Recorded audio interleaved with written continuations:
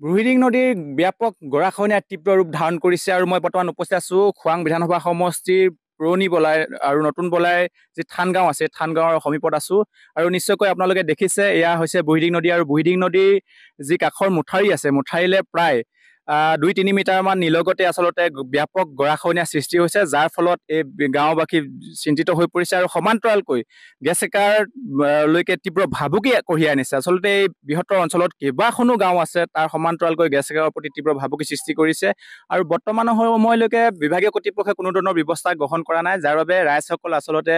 তেখেতসকলৰ টোপনি সৰি গৈছে আৰু আমাৰ সৈতে স্থানীয় লোক আছে আমি তেখেতসকলৰ সৈতে পোনে পোনে কথা পাতিবলৈ চেষ্টা কৰিম কেনেধৰণৰ চিন্তাত পৰিছে এতিয়া এতিয়াতো গাঁৱৰ মানুহ বিৰাট বিপদত পৰিছে কাৰণ এইটো ছিঙিলে বোলে শেষ আৰু ইয়াত মানে অকল আমাৰ নতুন বোলে পোন বোলে ক্ষতি নহয় ইয়াত গোটেই অঞ্চলটো ক্ষতি হ'ব কাৰণ সিফালে সম্পূৰ্ণ বস্তুটো ডাউন সিফালে চাপৰ গতিকে এইটো মুঠাই যদি ভাঙি যায় তেতিয়াহ'লে ৰাইজে আৰু কোনো ইয়াত মানে এই কৰিব নাই আৰু এটা কথা যিটো মানে খহনীয়া হৈছে অতি শীঘ্ৰে যদি এই বস্তুটো তেখেতসকলে ব্যৱস্থা নলয় তেতিয়াহ'লেতো আৰু বিপদ হ'ব গতিকে তেখেতসকলক আমি অনুৰোধ কৰিছোঁ আমাৰ কৰ্তৃপক্ষসকলক যে আমাৰ বিধায়ক ডাঙৰকৈ কৈছোঁ আপোনালোকে আহি চাই যাওক ইয়াত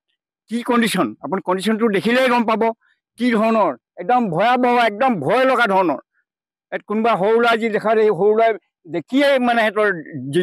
প্ৰাণ জীৱ ওলাই যাব সিহঁতৰ সেইটো কণ্ডিশ্যন গতিকে তেখেতৰ ইমিডিয়েট সোনকালে তেখেতসকলে আমাক ব্যৱস্থা কৰি দিব বুলি আমি আশা কৰিছোঁ হয় যিহেতু গাঁৱৰ ৰাইজে অভিযোগ উত্থাপন কৰিছে যে স্থানীয় বিধায়কে ধৰক যেনেধৰণৰ গুৰুত্ব দিব লাগিছিলে দিয়া নাই কি কৰা নাই হয়তো বিধায়কে গম নাই পোৱা নেকি কিন্তু আমি অনুৰোধ কৰিছোঁ যে আমাৰ খোৱাং সমষ্টিৰ বিধায়ক শ্ৰীযুত চক্ৰধৰ গগৈদেৱক অনুৰোধ কৰিছোঁ যে আপুনি যেনে তেনে হ'লেও ইয়াত এবাৰ আহি পৰিদৰ্শন কৰি চাওক আৰু মাননীয় কেন্দ্ৰীয় মন্ত্ৰী শ্ৰীযুত সৰ্বানন্দ সোণোৱালকো আমি অনুৰোধ কৰিছোঁ যে এই গৰাখহনীয়া ব্যৱস্থাটো কি ধৰণে আছে আৰু কি পৰ্যায়ত আছে এবাৰ পৰিদৰ্শন কৰি যাবৰ কাৰণে আমি অনুৰোধ কৰিছোঁ ৰাইজ আৰু সম্পূৰ্ণ চিন্তিত হৈছে আৰু এই গৰাখহনীয়াই যে ডিব্ৰুগড় জিলাখন সম্পূৰ্ণ প্লাবিত ধ্বংস হৈ যাব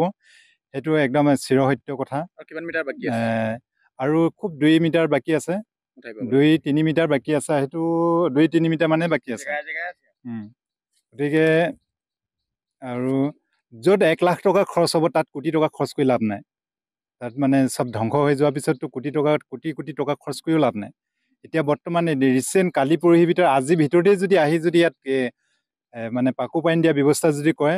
তেতিয়াতো কম পইচাতে এইখিনি সমাধান হৈ যাব হয় এটা কথা নিশ্চয়কৈ উল্লেখ কৰিব লাগিব আচলতে সময় থাকোঁতে ইয়াৰ সুব্যৱস্থা গ্ৰহণ কৰিবলৈ স্থানীয় ৰাইজে আহ্বান জনাইছে বিভাগীয় কৰ্তৃপক্ষৰ লগতে ইয়াৰ যিগৰাকী স্থানীয় বিধায়ক তথা সাংসদ কেন্দ্ৰীয় মন্ত্ৰী সৰ্বানন্দ সোণোৱাল ডাঙৰীয়ালৈ ইয়াৰ স্থানীয় ৰাইজে আহ্বান জনাইছে যাতে শীঘ্ৰে এই যি গৰাখহনীয়াৰ প্ৰতিৰোধ কৰিব লাগে কিয়নো প্ৰায় 2-3 মিটাৰ নিলগতে আচলতে মুঠাৰি আছে আৰু মুঠাৰি ভাঙিলে নিশ্চয়কৈ কেইবাখনো গাঁও প্লাবিত হোৱাৰ সম্ভাৱনা প্ৰকট হৈ উঠিছে